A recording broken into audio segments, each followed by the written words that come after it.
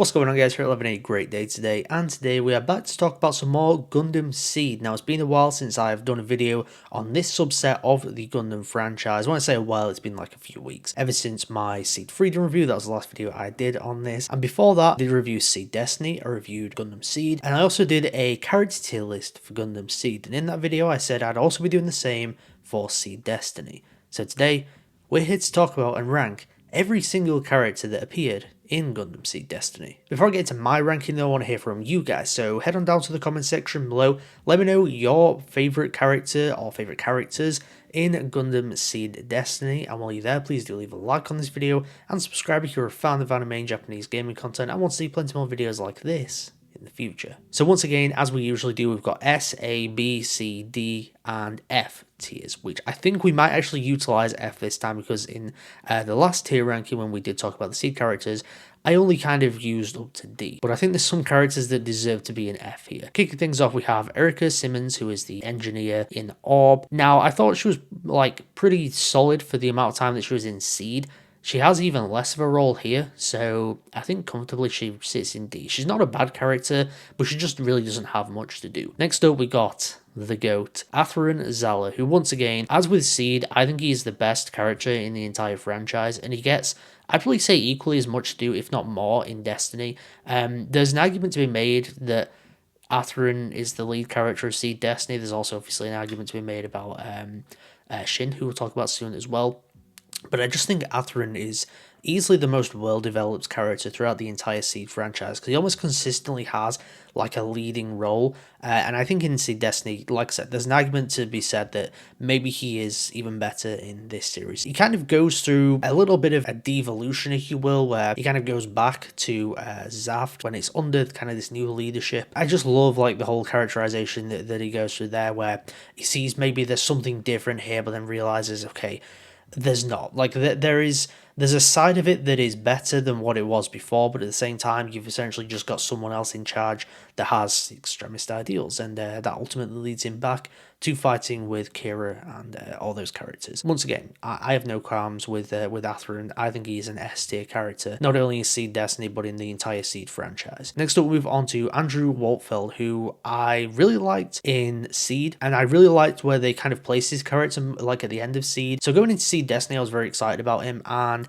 he's utilized really well kind of earlier on with a lot of stuff with like Kira and Muru and Lacus and all those characters. I really like his utilization there. But I think much like a lot of these characters, sometimes it loses a bit of like focus where it wants to focus, if you will. So there's parts of this series where Waltfeld's really not doing a whole lot. I think he would comfortably sit in, I'm going to put him in B for now, but I think he's going to go very low on B. And I think I had him pretty high on B before. Next up, got Arthur Trine, who is second in command of the ship that begins with an M, which I've completely forgotten the name of it. He's okay. Again, though, I think I'm going to put him D, but I'll put him like at the top of D because he has a role in the series. I find him kind of annoying, if I've got to be honest. I don't understand how he gets to the point of being second in command of this ship. The Minerva, that's the name of it. So, yeah, I'm putting him in D. I'm not the biggest fan of him. Next up, we've got Owl Nida, who is one of the three main extendeds in this series. He's cool in action and all that kind of thing, and I like the idea of the extended and the way that they're utilized, especially like this like set of three characters. But we do have a character that we'll talk about later on, which is essentially the epitome of that, who actually does have some really good characterization. I think I put him like in C. There's nothing truly amazing about the character, but you know, like with a lot of the like extended ones, especially like the set of three, specifically the other one. We'll talk about like the main one soon, but yeah, I think he's reasonably solid, like a decent enough. Next up, we move on to Cagali. I think much like Waltfeld, actually, I think she's a better character than Waltfeld. Don't get me wrong, but there's times in the series where she's really put on the back burner. When she's at the forefront, though, she's great. And I really like her characterization that she's got here, where she's having to step into this role, being like a leader of Orb, or like being really the leader of Orb. She's got a hell of a lot going on where she's trying to stick to her ideals, but she's got to be realistic about certain scenarios as well. I think she comfortably sits in A. She is really solid in the series. Ledonier Kisaka. He played a bigger role, I want to say, in SEED. So I don't think he really has a whole lot to do. I'm going to put him right at the bottom of C, but but he might move down. Next up, we've got Talia Gladys, who is the captain, the commander, whatever you want to call it, of the Minerva. I think she's a pretty solid character, actually. She's a nice mix between Muru and Natalie from SEED. She can take control of a crew and such, and she's very strict, rigid and all that kind of stuff in the way that she's a soldier. She does stick to her guns in certain cases as well. She's willing to bend the rules a little bit for like what she may believe in. I think she's a nice mix of your two leading military characters in SEED. Pretty good characterization more towards the end when you kind of get more of the reveal about her and Gilbert's relationship. So I'm comfortably putting her in B. I think I'm going to put her above Waltfeld, probably in the series a hell of a lot more. Next up, we have Diaka Elsman, who I really, really liked in SEED, but much like a character that we'll talk about right at the end, just kind of put on the back burner completely. Has moments in the season, has moments in the series, but it's certainly not like a major character in any way. And it's unfortunate, really. I feel like him and another character that we'll talk about should have actually been included on the Minerva team. Maybe there's like some characters you could have taken out, and therefore you could have just like developed those characters a little bit more rather than creating new ones. It's unfortunate. I'm going to put him about here on C. Next up, we got Gilbert Durandal. Damn good character, like really, really good, and really good villain. You understand his perspective and his ideals, and actually his idea is good, and it would work in ending war, but at the cost of free will. Taking the choice away, but kind of giving everyone a purpose in life. Very, very interesting character from the perspective of his ideals. You never really see him as an evil person, and he never comes across as evil. There's not like this sudden switch where, oh, like, you know, he was always like a nice person, and then all of a sudden he's just evil. You don't really get that, and I think that's good because the character kind of retains what he is, but as you start to reveal more about his plan, you realize, okay, maybe it's not such a good idea. But I don't think this is a bad person. Actually, a very, very interesting villain. Perhaps the best villain in the entire SEED franchise. So I'm actually going to put him right at the top of A. And I think he might not stay right at the top, but he's going to stay down close to the top of A. Got to be honest, a top 5 character in Destiny, maybe even a top 5 character in the SEED franchise. Next up, we got Heine Westenflus, who I wish was in the series more. I wish had a bigger role because I really, really liked his characterization when he is in this series anyway. He understands fighting a war and all this kind of stuff, but he just kind of treats everyone on the same level. Like there's not like he doesn't look down on people just because he's higher up. He treats people like normal people rather than soldiers, which I really, really appreciated, and it's very unfortunate that he's only in the series for like a few episodes because he dies almost as soon as he's introduced, like a few episodes later. But I'm going to put him in B. Unfortunately, he's going to have to go to the bottom. If he was around more, he definitely could have been high B, but it's just unfortunate that he was killed off far too soon. Next up, we go with Kira Yamato. It's very interesting because, of course, SEED is very much Kira's series. He is the lead character, and then you essentially put Shin in the lead role here, but you also have Kira in the lead role at times. It's very weird the way that Destiny sometimes works. I put him in S tier for SEED. I'm going to put him in A for SEED Destiny. I think I'm going to put him at the bottom of A behind Kaggle. I think essentially you gave him like a really good arc in SEED, and there's characterization for him in SEED Destiny, but he doesn't quite have like a huge arc in the same way. At least from my perspective anyway. He's still a good character, still really like him and all that kind of stuff, but I just think he isn't quite as good in SEED Destiny as he was in SEED. Next up, we move on to Lycus Klein, who actually I'm tempted to say is better in Destiny than in SEED. Now, there's a pretty significant portion towards the end of the series where she is almost taken out of like your main group aboard the Archangel and doesn't really get a whole lot of screen time in that time. But I think when she is there, when she plays a big role, I think she's really good, and she definitely steps into more of this like form of leadership in terms of her role in the series. Because for the most part of SEED, you know, she's young, she's kind of playing up that whole like idol persona and that, and she's a nice character to be around, but you don't really feel that like massive sense of maturity in the way that you feel it with SEED Destiny. So I'm actually going to put her in A. I think I'm going to put her behind Kira. Next up, we move on to Lord Jibril. A very boring villain in my opinion. He is basically what you had with the leader of Blue Cosmos in SEED without the kind of fun aspects, because I always found that with that character, I've completely forgotten his name, and every time I mention it, I forget it. But he was the leader of Blue Cosmos, and he was a despicable character, but there was a certain entertainment factor to him, which I don't think Lord Jibril has. He is very much a cowardly character, constantly running away and thinking, if I survive, then Blue Cosmos survives, and these ideals all survive and that. His motivation is simply just to get rid of coordinators, which is what, Blue Cosmos' motivation is, but there's, like I said, there's just no, amount of entertainment factor to him. I want to put him in F. I don't think I'm gonna, because, he does serve a decent sized role in the series and that. And he does take some drastic actions, of course, as well. So I'm going to put him in bottom of D. Maybe he will move down to F, though. Next, we'll move on to Reverend Melchior. I'm going to put him in D. He's just there. He serves a purpose, and that's it. There's almost a plot device, if you will. He's a character that exists just to have another character there. Next, we have Martin DaCosta, who was the second in command to Waltfeld. I think I'm going to put him top of D. There's nothing inherently wrong with him, but there's nothing that I really remember about him either. Next, we'll move on to Mayu Asuka, who is the sister of Shin Asuka. She's very much a plot device for Shin's character journey, and obviously it's his sister that he ended up losing, all this kind of stuff. Very much a trigger for his entire character arc. I think I'm going to go I'm going to go about here. She serves a purpose, and she serves a purpose well. But there's also really not a whole lot to her character anyway. Next up, we got Mia Campbell. I gotta be honest, top of A. I think she's the second best character in SEED Destiny, to be quite honest. What a fantastic character who early on just kind of felt a bit weird, because it was like, okay, well, she looks like Lacus, she's basically playing this whole Lacus persona and that. Once you reveal more about her character, her backstory, essentially how she idolized Lacus, she gets this opportunity.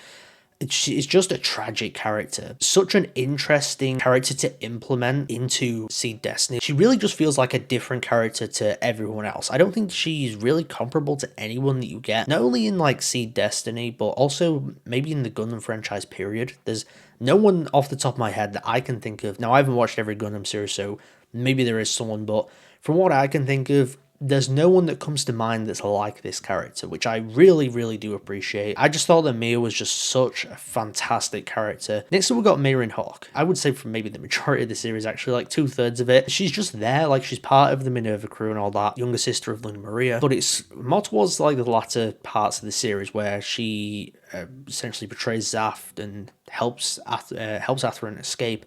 That's where she gets more interesting.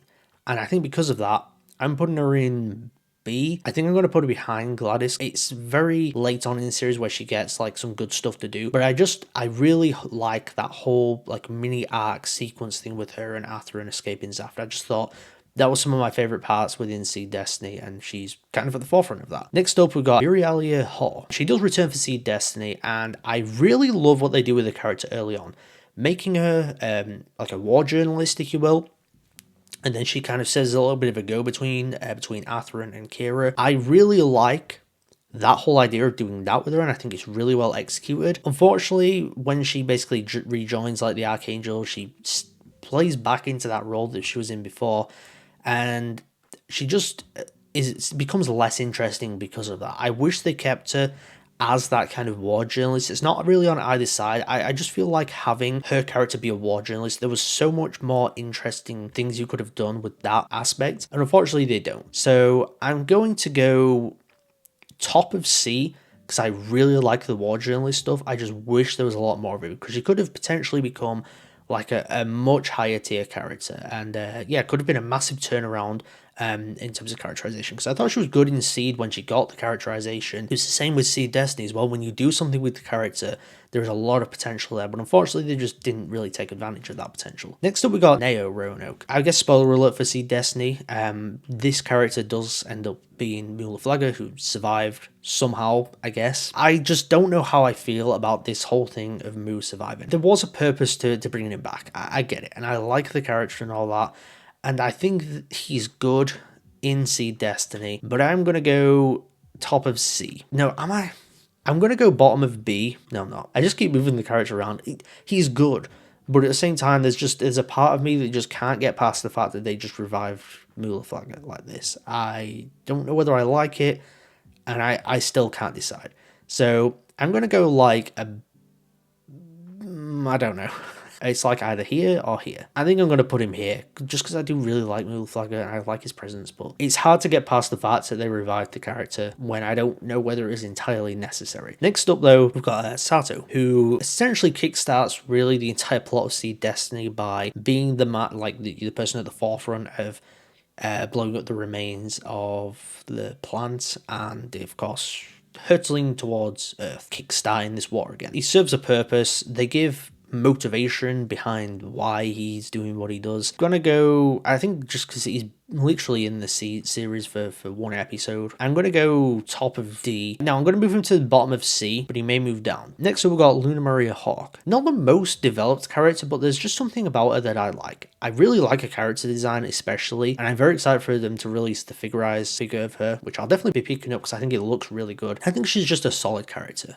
She doesn't have like huge development or a massive arc in the same way that some other characters do, but I think she's just consistently enjoyable and likable, and I like her relationships with, you know, certain characters, all like the different pilots, like part of this group. I think I'm going to put her about here. I think that's a reasonable place. I do like Luna Maria. Next up, we've got Razor Burrell. There's some predictable elements to this character in terms of who he is. I couldn't have predicted exactly that, oh, he's like a failed clone of Mutaflaga's father, so, you know, he's like another kind of version of Raul Cruzet. I think he's a good character, and I think he has really good development towards the end. It's weird, because like in the finale where he has like the most amount of development, if you will. I think I'm going to put him here. I think he's maybe better than Luna Maria. I think I like Luna Maria a little bit more, though. It's very tough. We'll go about here for now. Solid B. Next up, we've got Shin Asuka, who is a very controversial character because people really don't like him in SEED Destiny. I do. I love this character. I think he's a fantastic protagonist. The initial setup, that cold open of episode 1, instantly just hooks you, grabs you in, and you just feel for this character because he loses everyone. You understand his motivation, why he dislikes or hates like the ideals, because essentially Orb sticking to those ideals is what killed his family. I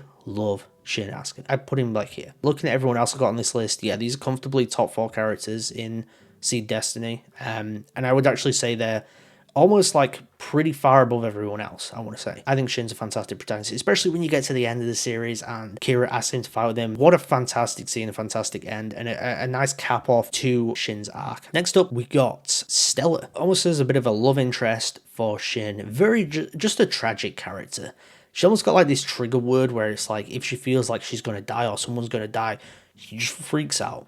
So essentially saying, you have to do all this stuff to prevent yourself from dying. It's just tragic the way that she's characterized, and it's one of those cases where it's like, okay, if things had been different, if maybe certain characters didn't make certain decisions, she would have had a much better life and a much better outcome. I'm not going to put her quite in A, but I'm putting her like top of B, pretty comfortably actually. Next up, we do have Sting Oakley, who is another one of the extended. The last one remaining, I want to say, of them. Also the least interesting. Essentially, once Stella's killed off, that's when the whole extended storyline pretty much comes to a conclusion. And you just have him remaining, and I guess like he ends up in some of the battles and he's just killed very unceremoniously. Probably the least interesting of the extended. I am going to put him about here though, because he's in the series a decent amount. Next we've got Miru Ramius, very major character in SEED, maybe as major a character in SEED Destiny, like she's plays a big role in the series. I think she's really good. I like the position that she's in early on, especially with like Waltfeld and that. I just like that whole thing of them being at the orphanage and then the whole attack thing.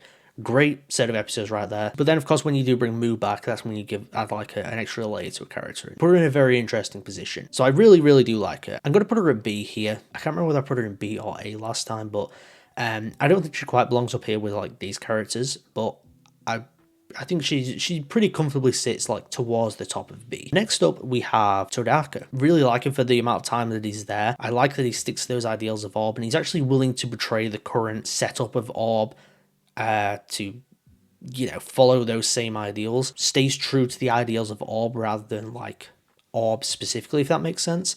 And like the leadership there, if you will. And I like that he is kind of a character that looks out for Shin early on, like after his family dies and such.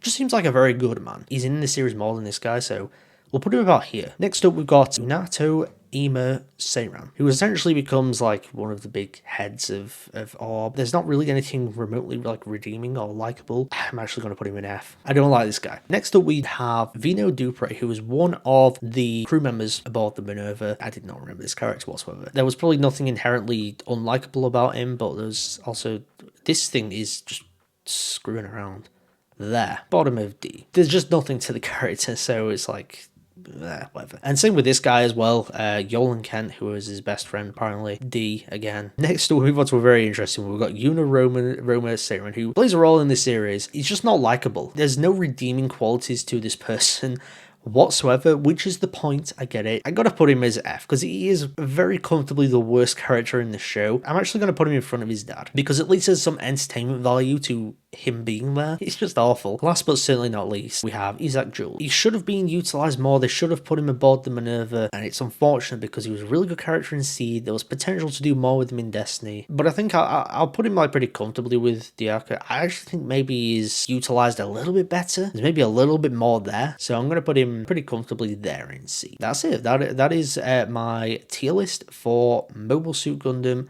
SEED Destiny. I'll go over some of the early ones. S tier, we've got Atherin. A tier, we've got Mia, we've got Gilbert, we've got Shin, we've got Kagli, we've got Kira, we've got Lacus, and so on and so forth. And then F, we got both the Sairens. So yeah, that's it. Before I get out of here though, please do leave a like on this video. Also subscribe if you're a fan of anime and Japanese gaming content and want to see plenty more videos like this in the future. Stay tuned because I'll have more Seed videos coming up. I'm planning Mobile Suit tier lists for Seed, Seed Destiny, and Seed Freedom. Starting off with Seed Freedom, we're going to go in reverse order when it comes to the mobile suits. But also, if you're a fan of Gundam as well, I have so many plans to bring so much more Gundam content to the channel, so stay tuned for all of that. But as always, thank you so much for tuning into mchat today. I'll see you guys next time.